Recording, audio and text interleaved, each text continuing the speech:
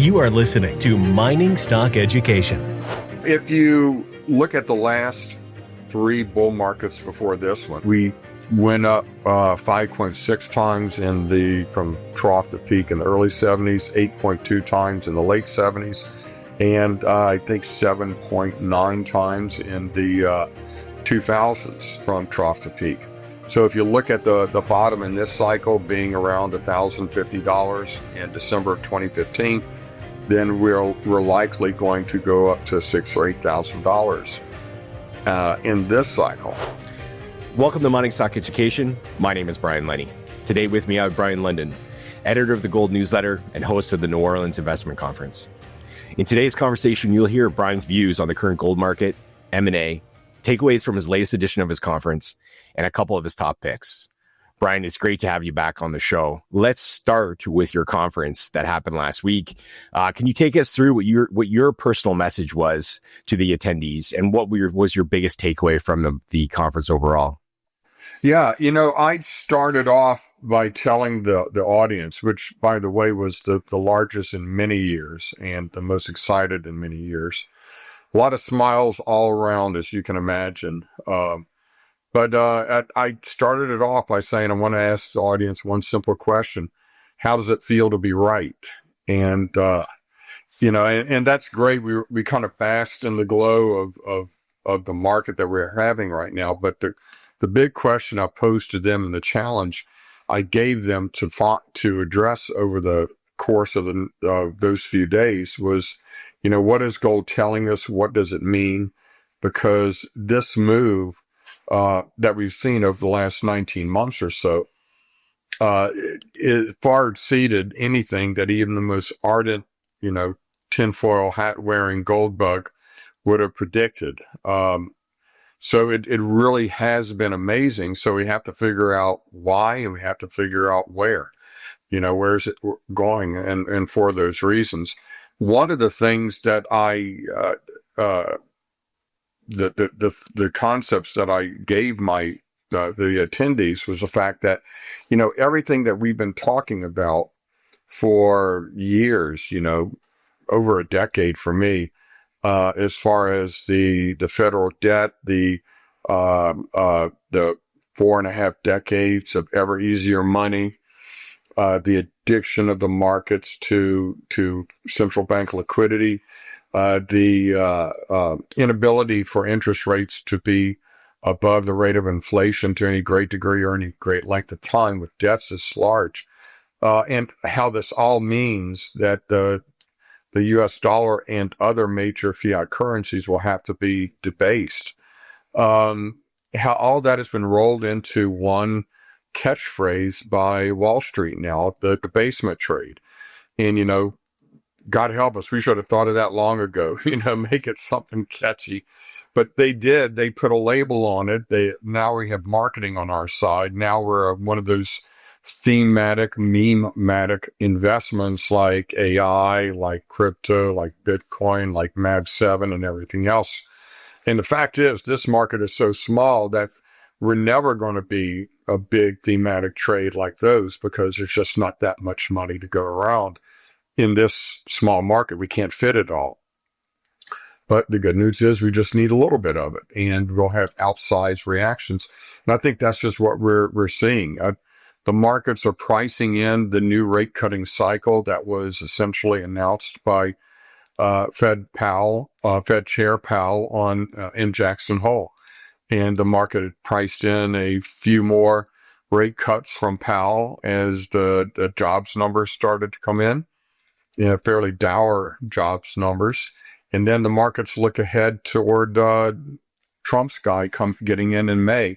And, that person is going to be cutting like mad. So it's a new multi-month, multi-year rate cutting cycle. We're going back to easier money, come what may. And so gold and the other risk assets are factoring that in. Gold and silver remain the primary areas that would benefit from this kind of a cycle. So therefore, they benefited the greatest. Absolutely. So what is your take on the market and over the last few weeks? We saw the gold rip up to 4,400. It took a step back. This week, it sort of seems like we might be on the way back up. Are these just the regular ups and downs of a market, or what are you seeing driving the uptick back this week? Is there anything that's different? Yeah, we have had only two real corrections in this bull market. All of the previous corrections were essentially just pauses because trading sideways and working off the froth or the overbought status through time rather than price. So we had one correction post-presidential election here in the U.S. when it looked like Trump was going to possibly establish a Bitcoin reserve to the detriment of the gold reserve. That fizzled out. Gold got right back on its uptrend. This one, gold really did just get ahead of itself. And we did $400 or $500 in the matter of a couple of weeks. That's a lot. And so we settled back from that. 10% really isn't much, the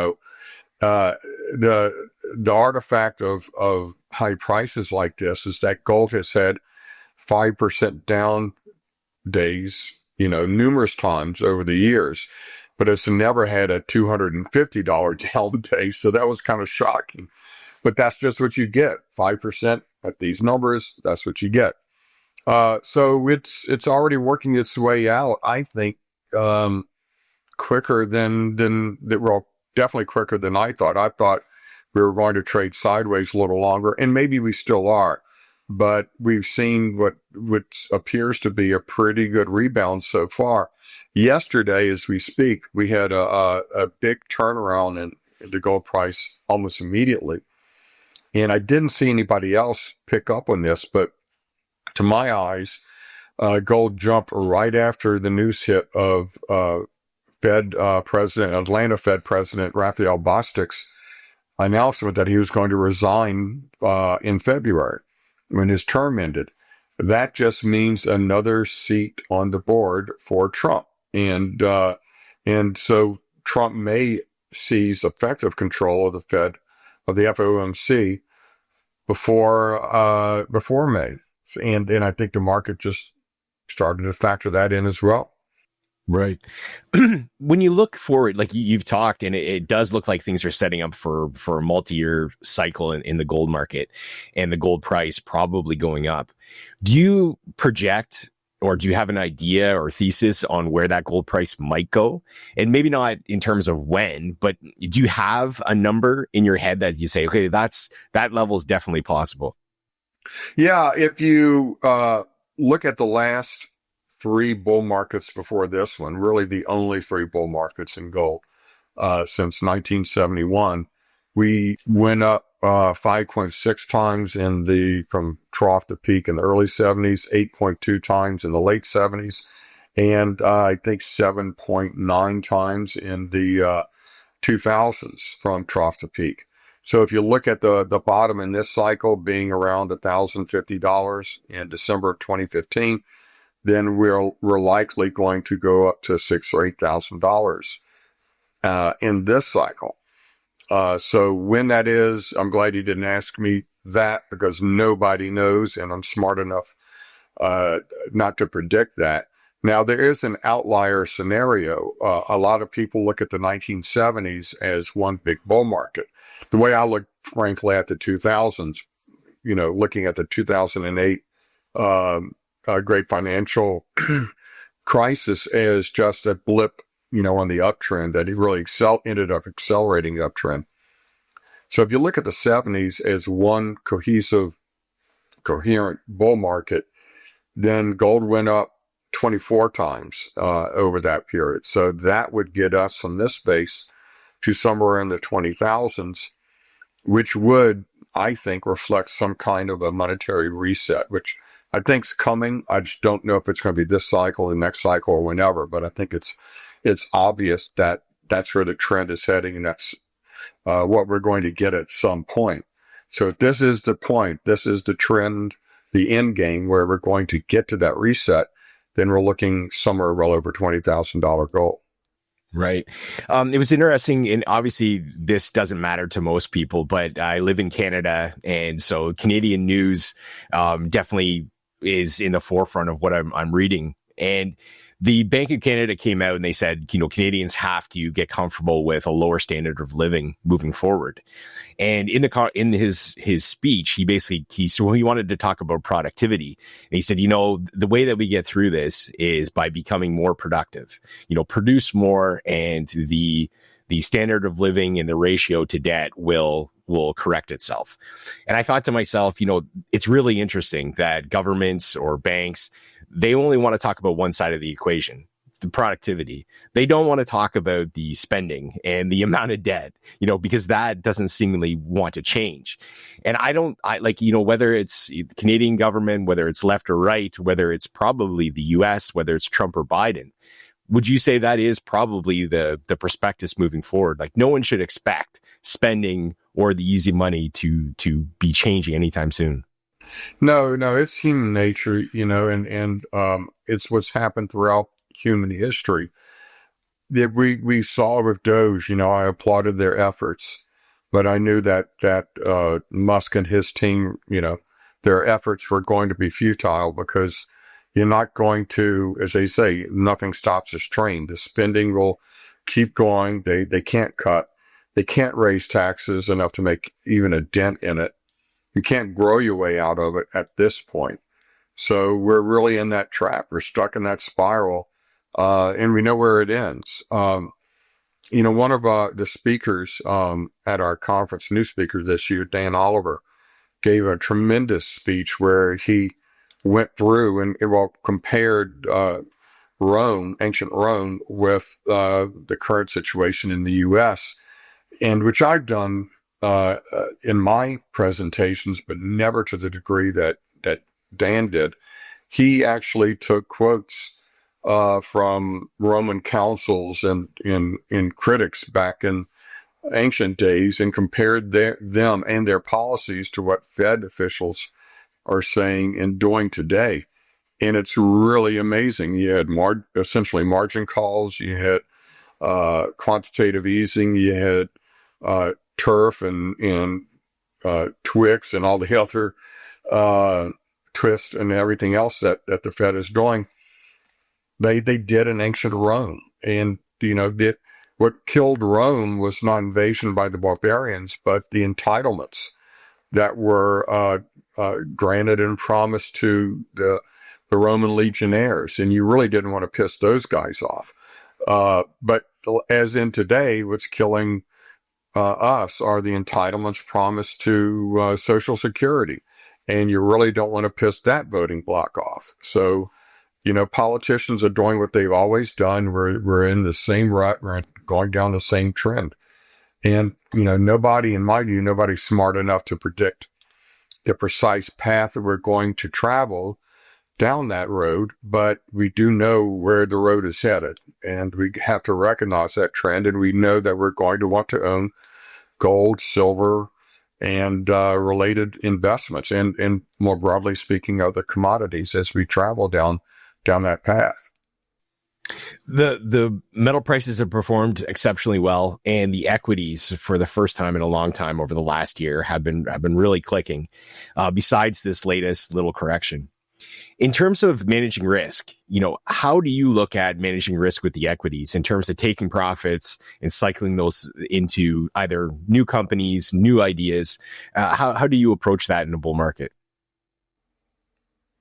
The first thing I would say is do as I say, not as I do, because I'm a pretty good buyer, but all evidence points to the fact that I'm really not that good of a seller. I fall in love with these stories and ride the emotional roller coaster. Even as I recognize that I'm riding the emotional roller coaster, it's hard to trim back on some of your favorite positions when you know or are confident that they're going higher.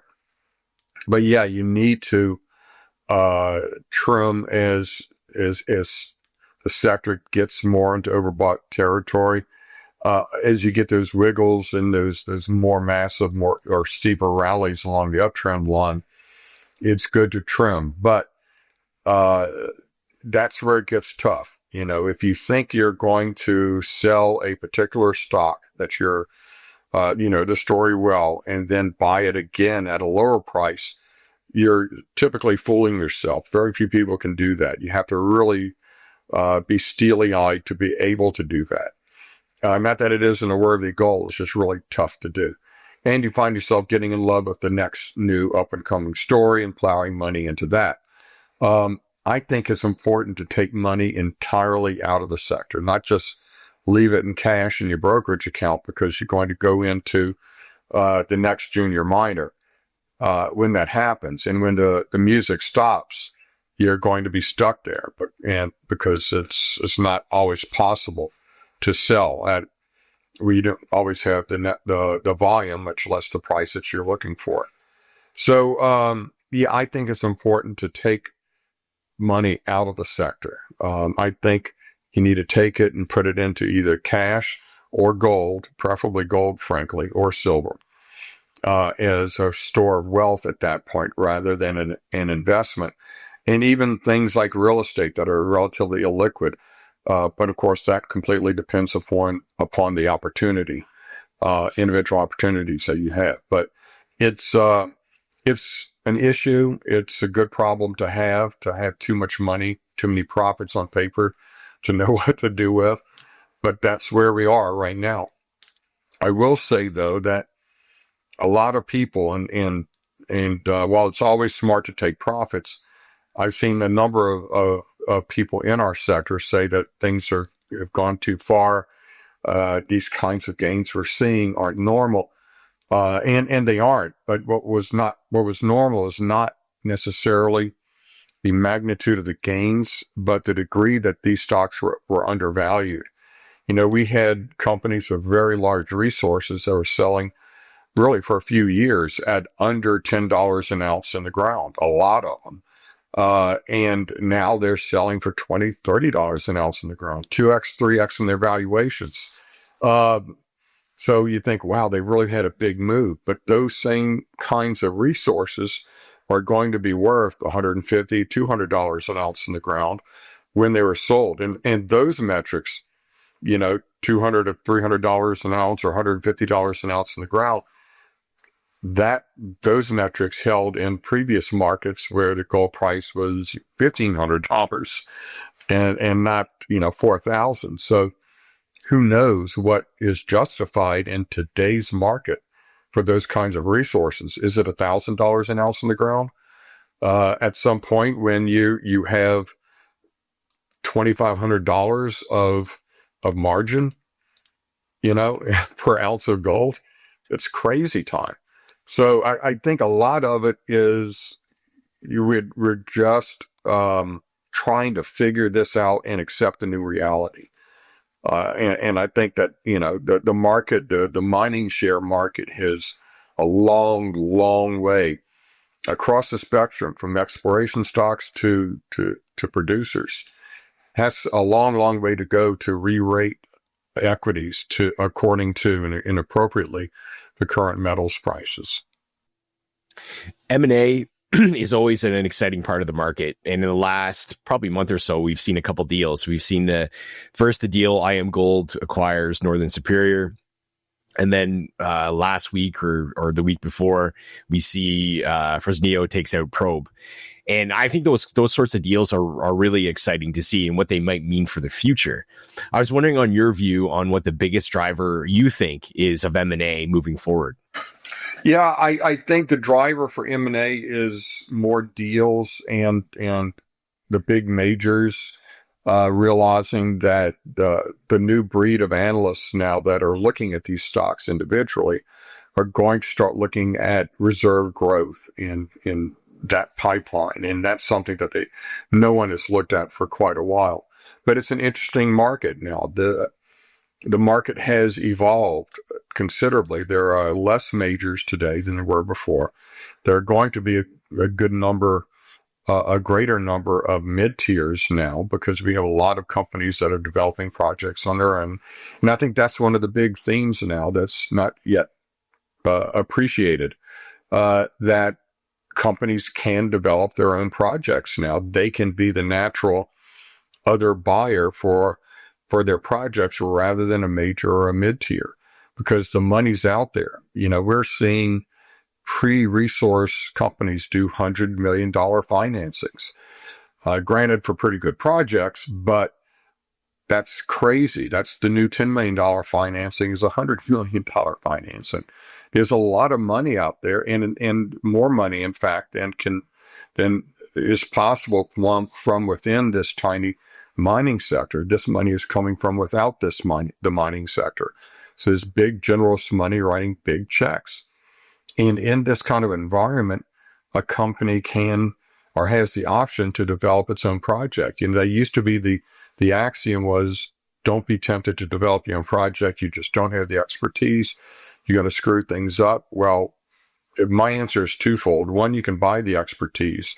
And two, again, with $2,500 of margin in each ounce of gold, you can afford to screw up a little bit and still perform extremely well. So that's something that's going to happen more and more. These junior developers have the option to just go ahead and raise the money and develop the projects themselves. And that's going to create new mid-tiers.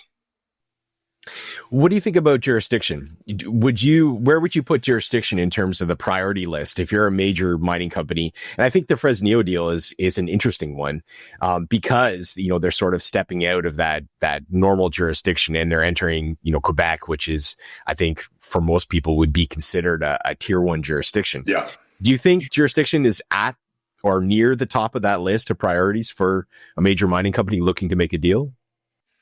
I think it is. Any project, there are a lot of boxes to tick off to make a company or a project rather appeal to a company. And if it's in a jurisdiction that offers up some risk, the project has to be that much better to overcome that and to overcome that discount. It might be better to say that a project in the U.S. or Canada enjoys a premium because of the jurisdiction. There are jurisdictions that scare me. There are jurisdictions that offer opportunity. West Africa is changing as we speak as a jurisdiction. It used to be a lot safer than it is viewed, at least currently. So you don't have to take jurisdictional risk as an investor. And if you do look out of North America, then the project has to be that much better. Or you have to have some idea that it's selling at a unjustifiable discount now, or a discount that's going to be wiped out, like Mexico. We may be seeing the permitting floodgates bursting in Mexico, with Silver Tiger's permits. So, that I think is going to reflect a re-rate amongst a number of companies there. So bottom line is, there are very few jurisdictions that I would completely eliminate, but it's a balancing act. The project has to be better if the jurisdiction is somewhat risky. But again, you don't really have to take jurisdictional risk, as there are a lot of companies that offer a lot of opportunities in, say, North America and other relatively safe jurisdictions. As you've alluded to multiple times, the margins that the senior companies are experiencing these days are incredible, and they're flush with cash. And so one of the big topics that, at least that I see, and I guess it's more philosophical in nature, is the divide between giving that money back to investors and the contrast between buying ounces in the ground versus exploring for them. And I wonder where you stood in terms of, when you view a senior mining company or a mid-tier, should they be giving more money back to investors, or should that money be going into the ground where they're exploring for new deposits, or should they just be purely concentrating on M&A? Yeah, I think they should be spending like drunken sailors on junior mining companies that are in my portfolio. Other than that, I don't have much in the way of advice for them, but I do recognize that in recent years, they started to focus on dividends to try to get Wall Street's attention and mainstream investors' attention. I think they have to do a pivot away from that, and they pretty much are, because Wall Street is buying them for appreciation and not income. They're still values relative to price to earnings, price to book, price to NAV, etc. Newmont has been paying down debt pretty aggressively, which, is not a bad thing. But I think they're going to have to pivot and start buying companies and showing growth.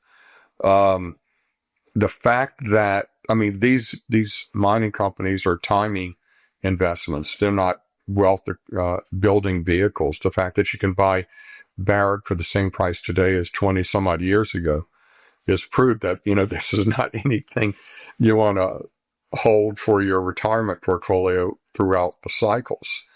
So the time is right for them. They need to build and build and build and build that production. $2,500 gold price margins won't last. I happen to think they're going to get thicker, but it's going to beat $3,000 pretty soon.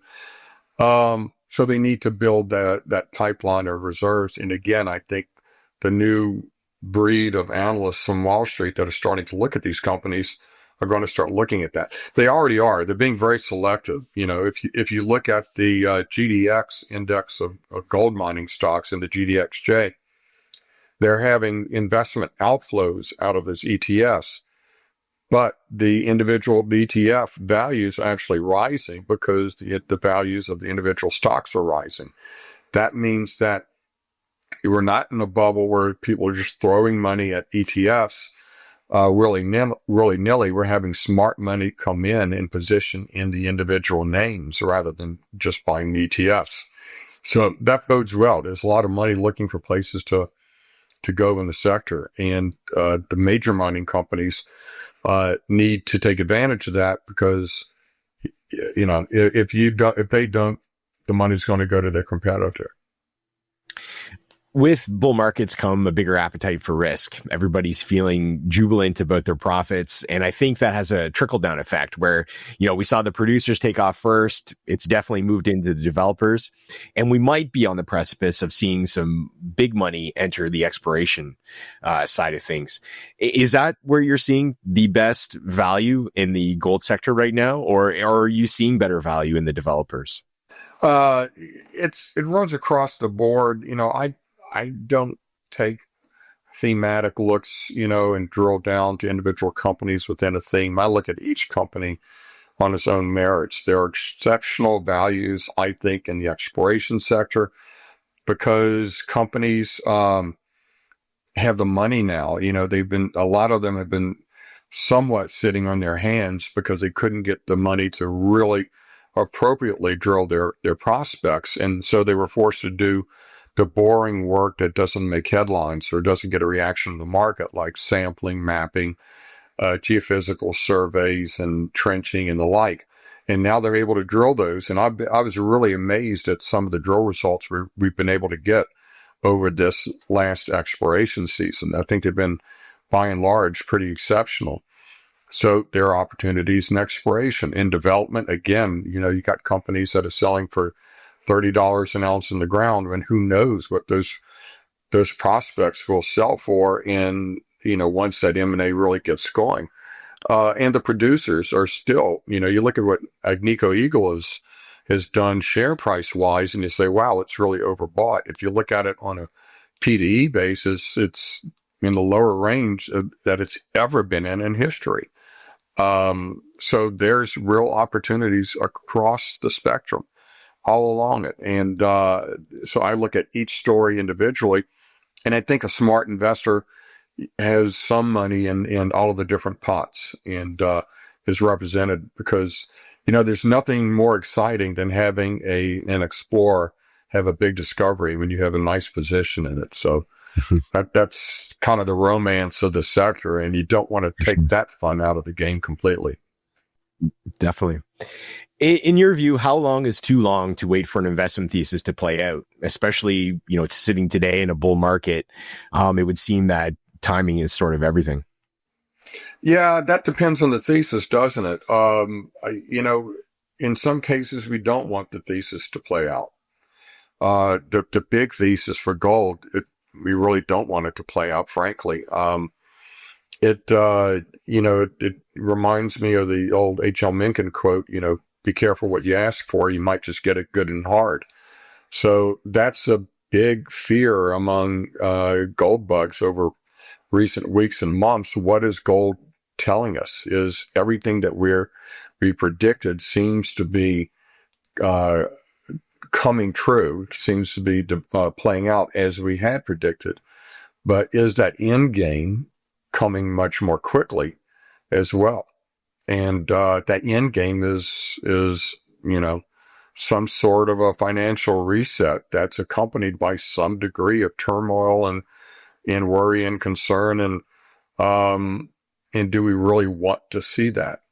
I think for that kind of a thesis, you don't wait for it to play out. You recognize the trend and you get positioned, and you get positioned in other ways as well in case there is some kind of turmoil. Buy your make sure you have your physical metal holdings in easy, smaller denominations and accessible. Right. So in terms of a monetary reset, do you view that in the same way as we've seen market crashes like 2008, 2020, where you've got basically a few weeks of turmoil, sort of the whole market goes down and then you see a recovery, or is it a flash crash and like a V bottom? How would you see that playing out? Well, again, I don't know that anyone can really predict it. I can look at possibilities and probabilities, and we can try and suss it out what is likely to happen. I think there will be turmoil, events. There'll be liquidity vacuums. We've seen that before. The nature, of a central bank run economy and markets and markets dependent upon central bank liquidity is that there will be these blow-ups because the bubbles will be blown up by the central bank. They will be pierced, and then the recovery, central bank will issue more and more currency and flood the markets with liquidity to recover from, the crisis that they engendered. So that's going to happen repeatedly. At some point in that process, it becomes embedded in the public's mind that money is cheap and getting ever cheaper. And the next crisis is going to come and there's going to be a whole lot more currency created. So that currency and the other fiat currencies lose credibility. At some point, the only way to reestablish credibility is to connect those currencies to something. And I think gold is the logical, proven choice thereof. One of the things that I've found curious, you're wondering what's been driving these huge moves in golds really since mid-spring of this year, with the sideways pattern during the summer. And I found it curious that there was the mentions of an audit of Fort Knox, from the mentions from the administration of a possible audit of Fort Knox just went radio silent around February. And that's right when the price of gold took off. So if you look at the kinds of the degree of buying that would be necessary to get the kind of gold price moves that we've gotten, you have to look at the typical players and say, most of these, or a good many of the central banks are still buying according to plan.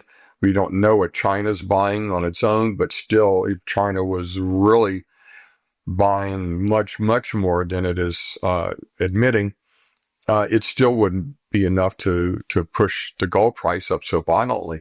So bottom line is, I would not be surprised if the U.S. is among those buyers. And what does that mean? That means that some sort of a reset is probably closer than we thought. Could you give us one or two picks you think investors should be paying attention to right now? Let me think. Now we've got Banyan is kind of the classic developer for big resources growing, and now they're finding the high grade that they need to to really juice the economics, and the PEA will be coming some point next year. That's going to be a huge catalyst for the company. So I think that's a classic one. I think Prospector Metals, by the way, I own Banyan and I own Prospector. Prospector is an exploration play, as I said, or hinted at earlier. That's the kind of play I really like. Had a huge move with one hole. And, unfortunately, we're not going to get real follow-ups on that discovery till next summer. But I think that's a project. Their ML project and their test target in particular is one that's they're really starting to understand. And so next year is when that thing really is going to get going, the whole discovery. Yeah, there's a couple that I would say, are kind of top of mind, exploration and then development. I do think the major producers, although I don't really cover those in Gold Newsletter, I think those are really a great area of opportunity too, because they have to continue to get re-rated according to the current gold price. Right. For those that couldn't attend the New Orleans Investment Conference last week, is there an opportunity for them to either purchase or view the interviews and the presentations from the conference? Yeah, they can buy all of our recordings for $199, I believe is the price. Don't hold me to that. I'm pretty sure that's the price. I'm literally the last person to ask.